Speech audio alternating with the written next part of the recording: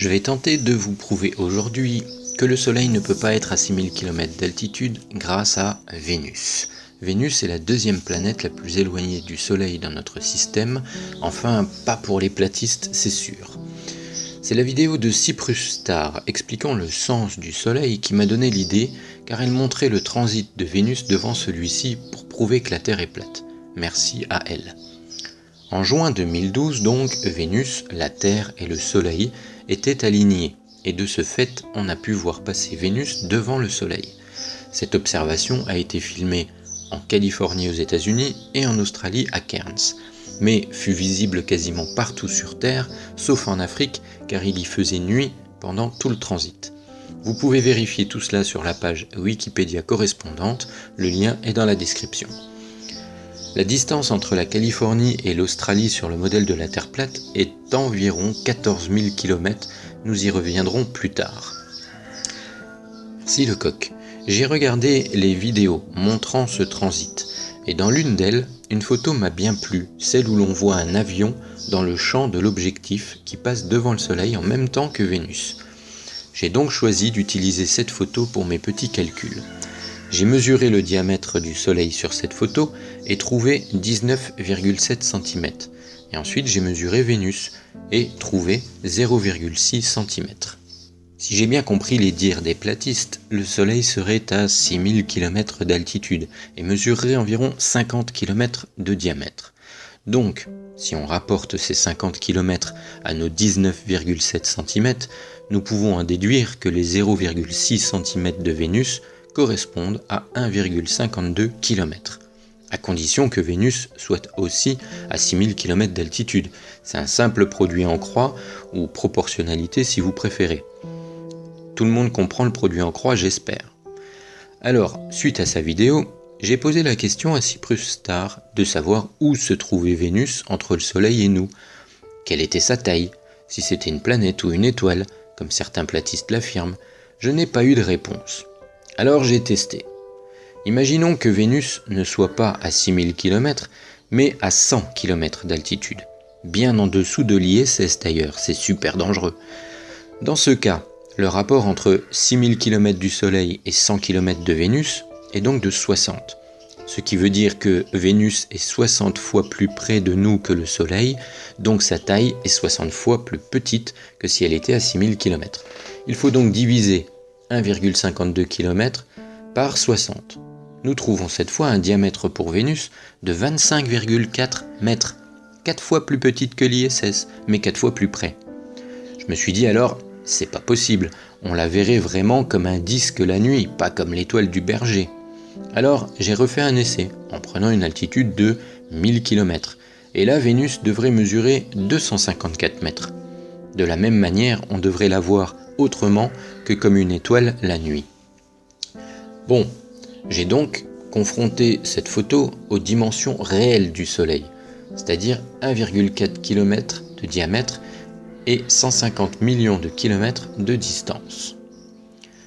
Si on rapporte 1,4 million de kilomètres à 19,7 cm, on trouve pour 0,6 cm de Vénus un diamètre de 42 640 km, à condition qu'elle soit à 150 millions de kilomètres de nous.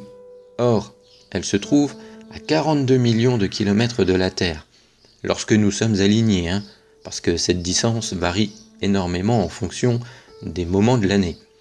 Par conséquent, le rapport entre 150 et 42 est de 3,57. Si nous divisons 42 640 par 3,47, nous trouvons un diamètre pour Vénus de 11 943 km. La valeur officielle est de 12 100. Nous avons donc une erreur de 1,3%. C'est pas mal du tout. Les calculs collent donc à la réalité. Et de ce fait, décrédibilisent un peu l'altitude de 6000 km pour le Soleil. Bon, bien sûr, je sais déjà que certains vont me dire dans les commentaires, mais c'est pas une preuve, c'est tout à fait possible que Vénus soit à 1000 km d'altitude et qu'elle mesure 254 mètres. On n'a jamais été aussi haut pour la voir. Bon, admettons. Revenons aux 2 points d'observation du transit. Cyprus Star, dans sa vidéo, nous montre bien les croix rouges sur le modèle de la Terre plate. séparés, je l'ai dit tout à l'heure, par 14 000 km d'après mes calculs. Et sur les vidéos, on voit bien que depuis ces deux lieux d'observation, Vénus entre dans le disque solaire et donc que ces observations ont eu lieu au même moment. Voyons voir ce que ça donne si on représente ça sur un dessin. Californie à gauche, Australie à droite, Soleil à 6000 km d'altitude, disons quelque part entre ces deux points.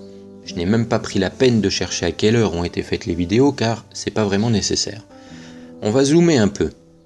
Pour que les Californiens et les Australiens puissent voir en même temps le phénomène, il faut donc que Vénus se trouve à l'intérieur des deux espèces de tuyaux au bord noir que j'ai dessinés. Si Vénus était trop éloignée du Soleil côté Californie, les Australiens n'auraient pas pu la voir devant le Soleil, et inversement. Ce qui veut dire que Vénus se trouvait à l'intérieur du cercle vert, et même plus précisément à l'intérieur du cercle bleu, dans le petit triangle que l'on voit en dessous du Soleil. Elle était donc à une altitude très très proche de 6000 km. Ce n'est pas possible autrement. Résumons. Si le Soleil est à 6000 km d'altitude, que le transit de Vénus devant celui-ci est visible depuis la Californie et l'Australie en même temps, alors Vénus se trouve donc aussi à 6000 km d'altitude sur le modèle de la Terre plate. Disons 5990 pour éviter que les deux se percutent. De ce fait, d'après la photo, Vénus mesure donc 1,54 km de diamètre. Si tel est le cas, j'ai 3 questions pour les platistes. Premièrement, comment peut-on voir un objet de 1540 mètres de diamètre à 6000 km d'altitude alors que, soi-disant, nous ne pouvons pas voir un objet de 100 mètres à 400 km d'altitude? Je parle bien évidemment de l'ISS. Les rapports de proportion collent parfaitement. 6000 par 400 égale 15, 1500 par 100 égale 15. Deuxièmement, pourquoi si Vénus est à 6000 km, comme le Soleil et comme la Lune je crois, pourquoi la voit-on entière sur cette photo, alors qu'au même moment, on ne voit qu'un croissant de Lune à droite? Nous ne devrions pas voir qu'un croissant de Vénus à droite aussi? Et troisièmement, pourquoi ne voit-on jamais passer Vénus devant la Lune? Est-ce que c'est parce qu'elle est plus éloignée que la Lune? Mais dans ce cas, elle ne pourrait pas passer devant le Soleil. Allez, je vous laisse réfléchir à tout ça, et je vous dis à la prochaine les terriens. Ciao!